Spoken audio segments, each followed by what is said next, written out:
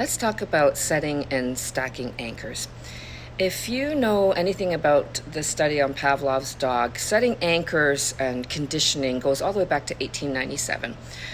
The study with Pavlov's dog is Pavlov, he would ring a bell and then feed the dogs meat paste, and that brought on salivation and hunger, and then soon he could start by ringing the bell that would trigger the dogs. They would be anchored to the sound, knowing that the treat was going to be coming soon. So like that, an audio anchor, we're going to place a physical anchor on our wrist. I have the students do this. They use anchors to help them deal with stressful situations or any type of anxiety that comes up. And what anchoring does is we're going to place 3 positive moments, feelings, experiences on their wrist. So when they touch their wrist, it's going to elicit that wonderful feeling. So there are certain steps that we take for anchoring, and I'm going to show them to you.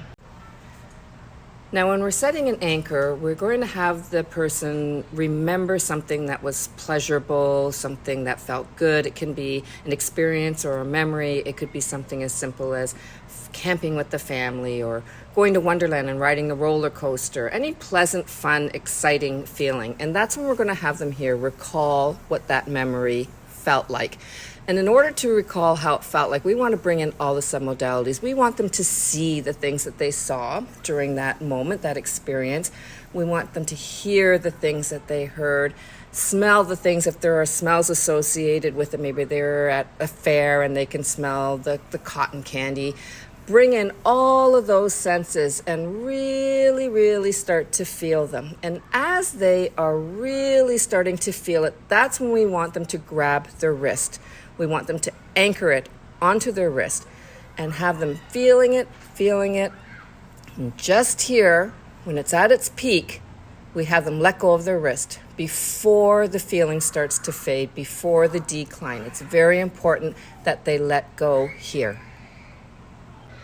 Once they've locked that anchor onto their wrist, we stack it. So we want them to do this 2 or 3 more times, thinking of 2 or 3 other positive experiences, memories. We have them go through all the submodalities again, really amping it up and anchoring it onto their wrist. And we will use this at the end of tapping. When I do tapping with the students, I always have them end with firing off the anchor. So we'll do our tapping. I'm ready to let this go.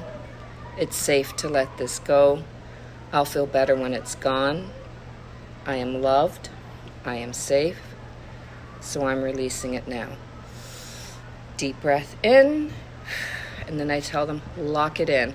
And what they're doing is they're firing off their anchor. And that ends the whole tapping sequence with that positive, feel-good feeling. So go ahead. Go set some anchors and then stack them.